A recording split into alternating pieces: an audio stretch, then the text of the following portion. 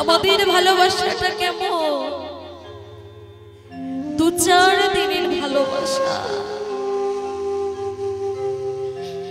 ভালোবাসলাম, কথা বললাম, কিছুদিন এক পথে চললাম। কিছুদিন পর যে যার পথে সে তার চলে গেলাম। কেউ কারোর খোঁজ রাখি না। এটাই হলো আমাদের ভালোবাসা। কিন্তু ভক্ত ভগবানের ভালোবাসাটাই এমন নয় গো। রাধা কৃষ্ণের ভালোবাসাটা এমন ছিল না। মানুষকে ভালোবাসলে মানুষ তো ভুলে যায়, কিন্তু একবার ভগবানকে ভালোবেসে দেখো। তুমি যদি ভগবানকে ভুলে যাও, ভগবান তোমায় ভুলবে না।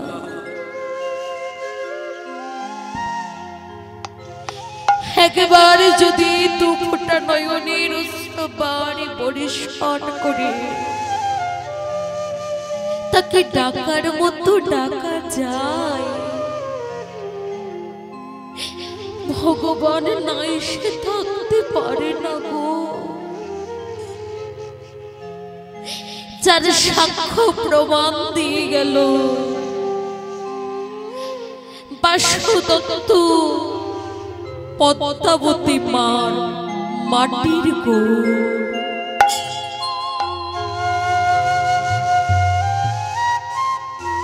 এই বাসুদত্ত ছিল বাবা একজন বড় কৃষ্ণ ভক্ত, আর তার স্ত্রী পদ্মাবতী মা ছিল এক ভক্তিমতী রমণী। এই পদ্মাবতী মা কোনো সন্তান ছিল না। দেখবেন বাবা, দেখবেন মা, এই জগৎ মাঝি কেউ যদি সন্তান হতে বঞ্চিত হয়, কারণ যদি সন্তানের জন্ম দিতে না পারে, সে মায়ের যে কত কষ্ট, তার যে কত যন্ত্রণা একমাত্র সেই জানে গো। প্রত্যেকটা মুহূর্তে সমাজের কাছে অবহেলিত হতে হয়, অপমানিত হতে হয়। এই পদ্মাবতী মাও ছিল তেমনি একজন রমণী, যার কোনো সন্তান ছিল না। পদ্মাবতী মা যে স্বামীর কাছে বলছে, স্বামী তোমার কাছে আমি একটা জিনিস চাইবো, তুমি আমাকে দেবে। কি চাও পদ্মা? না তুমি আমাকে কথা দাও, আমি যা চাইবো তুমি আমাকে তাই দেবে। বেশ পদ্মা, কথা দিলাম। তুমি যদি আমাকে না দাও তাহলে শুনে রাখো, আমি কিন্তু আমার এই প্রাণ ওই গঙ্গার জলেতে বিসর্জন দেব। তুমি আমাকে কথা দিয়েছো, আমি যা চাইবো তুমি আমাকে তাই দেবে। দেবে তো? দেব। বলো তুমি কি চাও?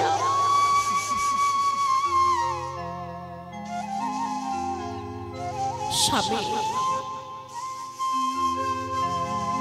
আমি তোমার কাছে অন্য কিছু চাই না গো। কিছু যদি চাওয়ার হয়ে থাকে, তোমার যদি কিছু দেওয়ার হয়ে থাকে, তাহলে তুমি আমাকে যেখান থেকে পারো একটা সন্তান এনে দাও। আমি যে আর পারি না,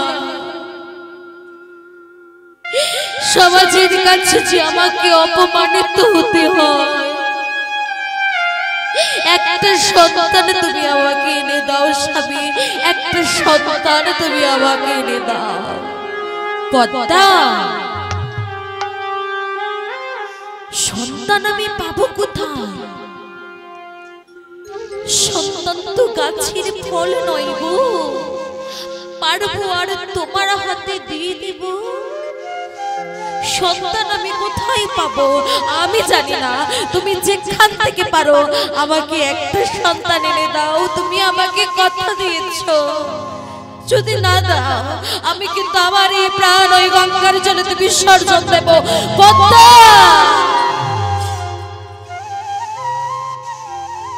না, অমন কথা বলো না পদ্মা। বেশ, আমি তোমাকে কথা দিচ্ছি, সন্তান নিয়ে তবেই আমি বাড়ি ফিরব। তুমি অপেক্ষা করো। বাসুদত্ত আমার ঘর ছেড়ে বেরিয়ে গেল সন্তান খুঁজতে। এদিকে পদ্মাবতী মা আমার মনে আনন্দ আর ধরে না গো। স্বামী বলেছে সন্তান এনে দেবে, পাশের বাড়ি থেকে দুগ্ধ চেয়ে এনে দুগ্ধটাকে গরম করছে, ছেলেটাকে আনলেই আমি দুগ্ধ পান করাবো। বাসুদত্ত আমার চিন্তা করছে কোথায় পাবো আমি সন্তান। পদ্মাকে তো কথা দিলাম, কিন্তু সন্তান কোথায় পাবো? চারিদিকে ঘুরতে ঘুরতে ঘুরতে ঘুরতে ঘুরতে ঘুরতে বাবা বাসুদত্ত চলে এলো তার এক বন্ধুর কাছে, নাম তার ভাস্কর। পেশায় ছিল পটো। পটো কি করে মা? ঠাকুর বানায়। তো ভাস্করের কাছে এসে বলছে, ভাস্কর আমি বড় বিপদে পড়েছি ভাই। কি হয়েছে? কি হয়েছে বাসু? ভাস্কর, আমি যে পদ্মাকে কথা দিয়ে এসেছি, আমি তার কোলেতে সন্তান তুলে দেব। শোন না ভাই, তোর তো অনেকগুলো ছেলে মেয়ে, তুই দে না ভাই, তোর ওই অনেকগুলো ছেলে মেয়ের মধ্যে একটা ছেলে আমাকে দে, আমি আমার পদ্মার হাতে তুলে দিই।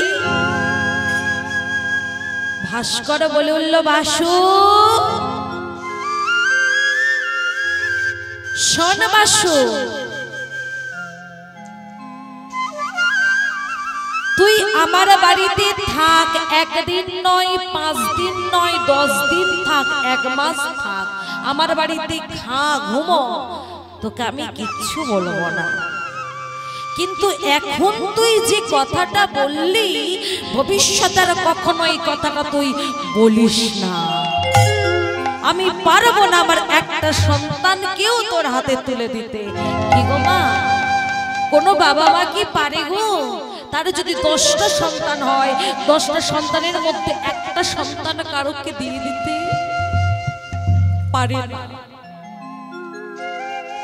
কিন্তু ভাস্কর, আমি সে পদ্মাকে কথা দিয়ে এসেছি। পদ্মা আমাকে বলেছে আমি যদি তার কোলেতে সন্তান তুলে দিতে না পারি, সে যে তার প্রাণ ওই গঙ্গার জলেতে বিসর্জন দেবে। তুই একটা উপায় আমাকে বলে দে, আমি কি করব?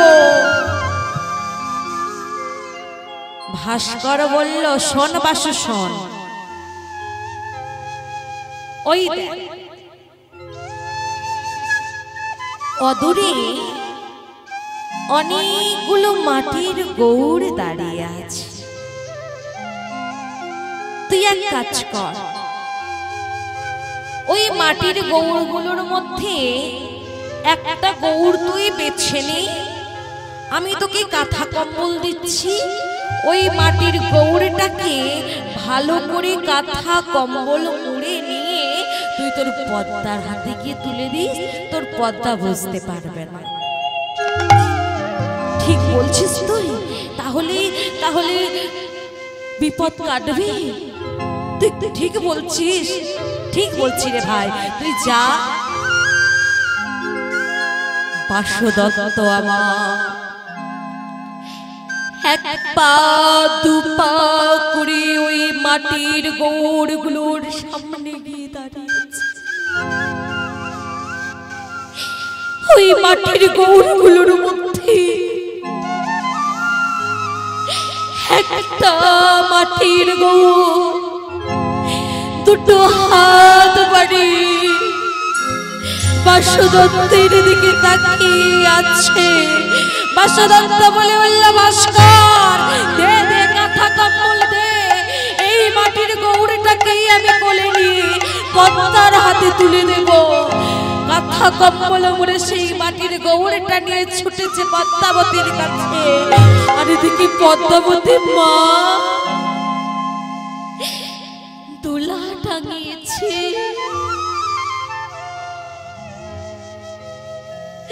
দুগ্ধ গরম করেছে,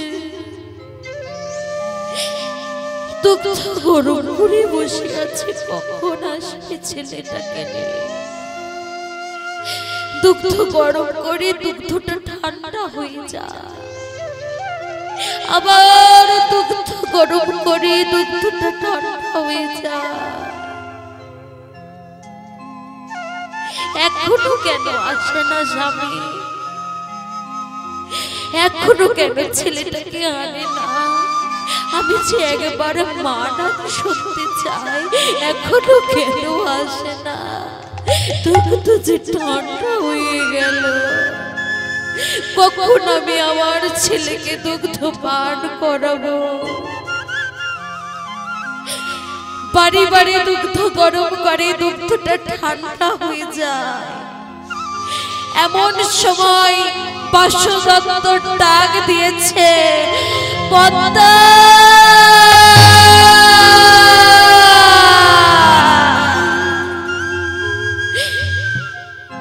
স্বামী, স্বামী এসেছো তুমি?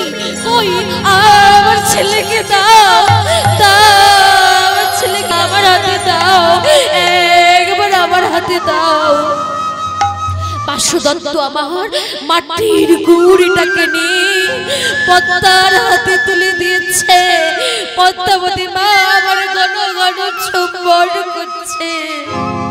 এই তো আমার ছেলে, আমি দুগ্ধ গরম করে রেখেছি বাবা, চল চল আমি তোকে দুগ্ধ পান করাবো, চল।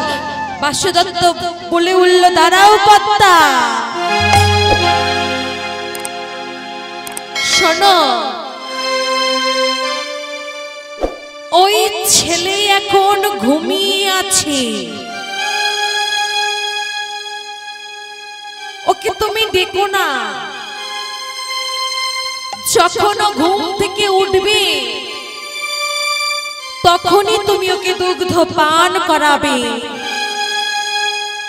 আর যদি তুমি ঘুম থেকে জোর করে তোলো, ওই ছেলে কিন্তু মাটি হয়ে যাবে।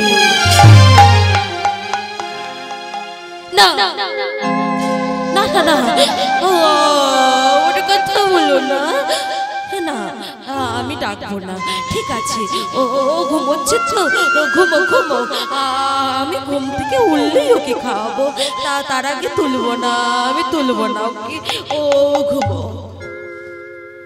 পদ্মার হাতে মাটির গৌর তুলে দিয়ে বাসুদত্ত মনে মনে চিন্তা করছে, পদ্মা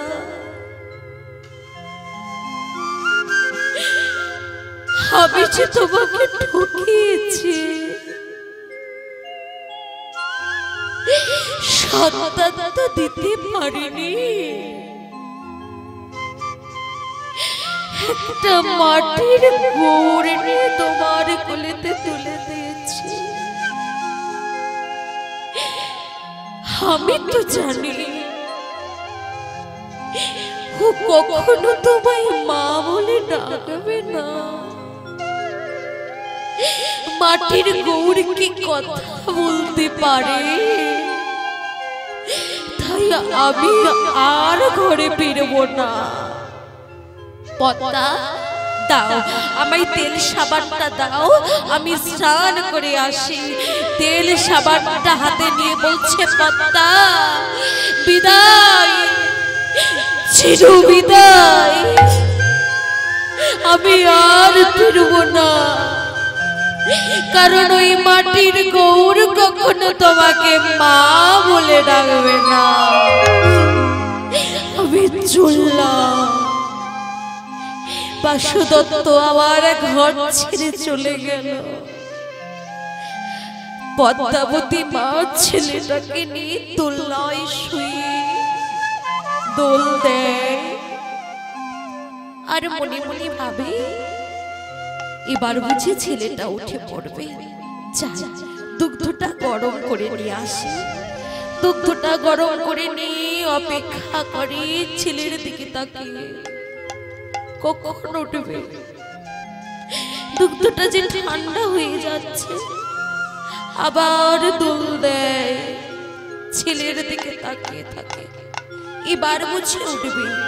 দুগ্ধটা তো ঠান্ডা হয়ে গেছে, যাই আমি আবার গরম করে নিয়ে আসি। বারে বারে দুগ্ধ গরম করে, দুগ্ধ ঠান্ডা হয়ে যায়, দুগ্ধ গরম করে, দুগ্ধ ঠান্ডা হয়ে যায়। ছেলে যে ওঠে না। ওগো, মাটির গৌর কি কখনো কথা বলে গো? বলে না, বলে না গো মা। পদ্মাবতী মা আমার মনে মনে চিন্তা করছে, না অনেক হয়েছে, ও ছোট তাই ও আমাকে বলতে পারছে না, ওর ক্ষুধা পেয়েছে। কিন্তু আমি তো মা, আমি জানি আমার ছেলের বড্ড ক্ষুধা পেয়েছে। আমি ওকে তুলি, দুগ্ধ পান করি, আবার ঘুম পাড়িয়ে দেব। যেই না তুলতে যাবে মনে মনে চিন্তা করছে, না সাবি বলেছিল জোর করে যদি ঘুম থেকে তুলি ও নাকি মাটি হয়ে যাবে। না না না, একটু পরে তো উঠে পড়বে, তখনই আমি ওকে দুগ্ধ পান করাবো। জোর করে তুলবো না, আর একটু ঘুমিয়ে নে। দোল দেয়, দুগ্ধ গরম করতে যাই, নিয়ে আসে। অপেক্ষা করতে করতে দুগ্ধটা ঠান্ডা হয়ে যায়। এইভাবে চলতে থাকে সারাক্ষণ, চলতে চলতে চলতে চলতে পদ্মাবতী মা আবার মনে মনে ভাবছে, না আমি আর স্বামীর কথা শুনবো না। মাটি হয়ে যাই যাবে, আমি ওকে ডাকবো, আমি ওকে দুগ্ধ পান করাবোই করাবো। পদ্মাবতী মা আমার স্বামীর কথা না শুনে চিৎকার করে ডেকে উঠল, গো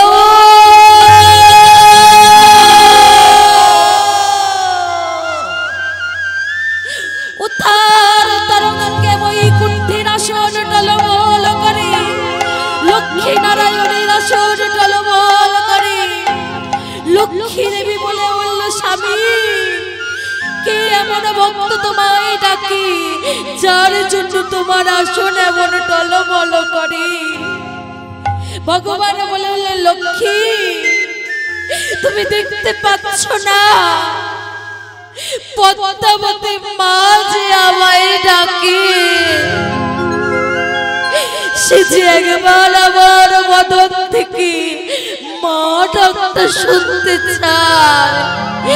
আমি যাব, আমি যাব, আমি যাব পদ্মাবতী মার কাছে, আমি যাব, আমি যাব।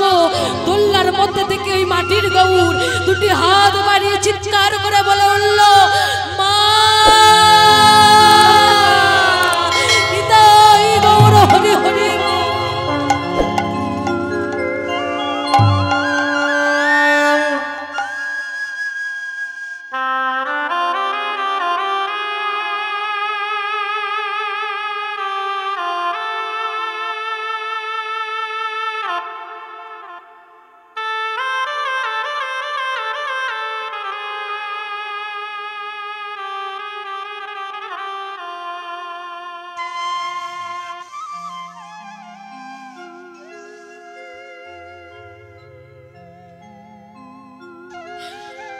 মা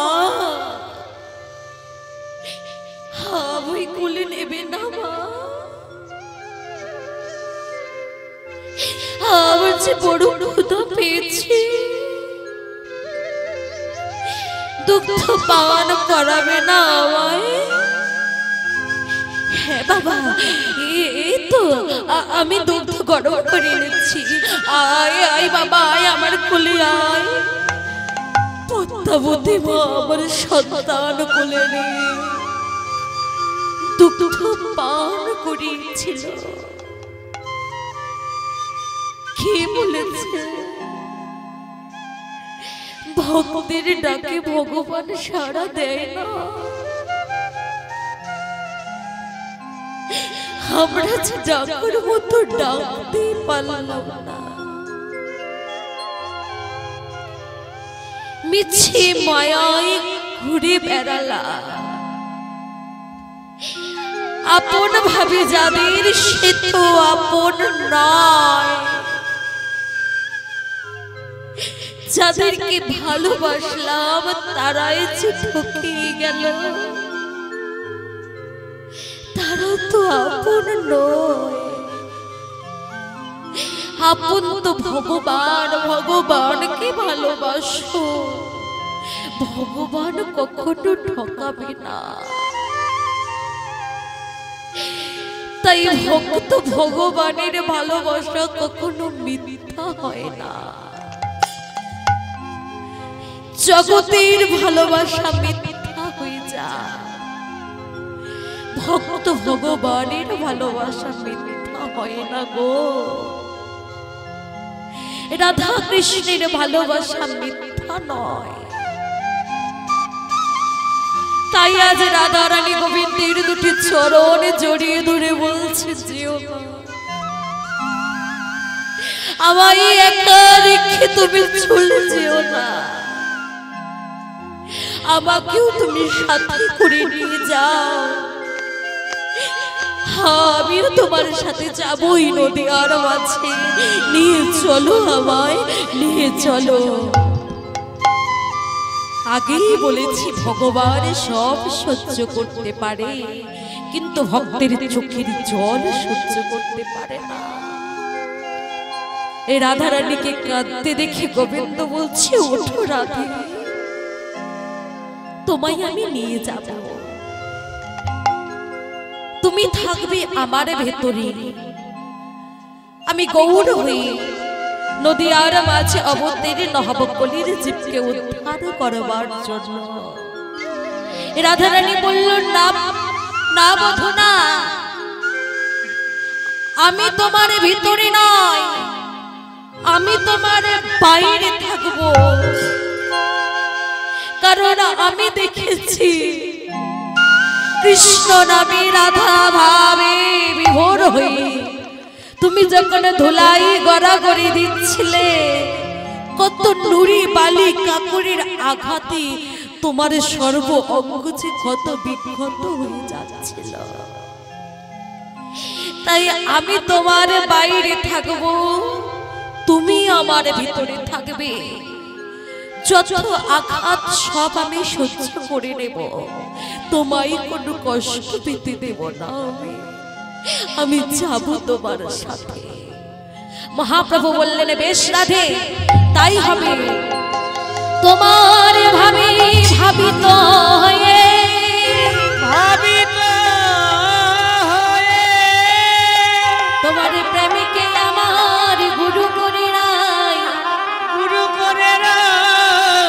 তোমার প্রেমের ডালি মাথায় লয়ে, প্রেমের ডালি মাথায় লয়ে এই না ব্রজ ছেড়ে নদিয়ায় গিয়ে আমি কেঁদে কেঁদে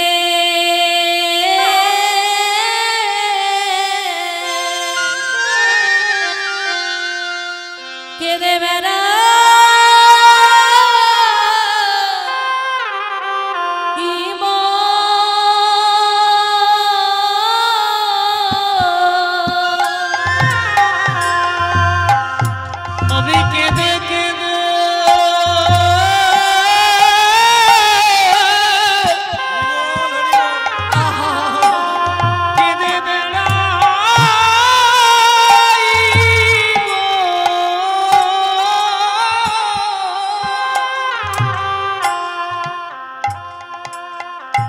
কলির জীবের হাতে ধরি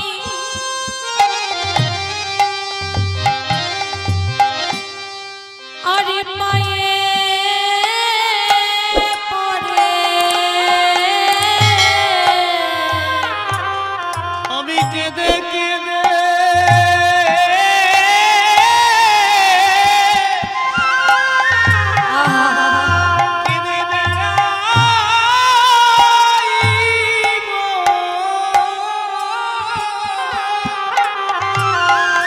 জীবের হাতে ধরি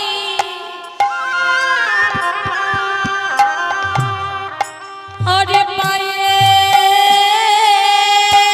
পড়ে তোমরা নাম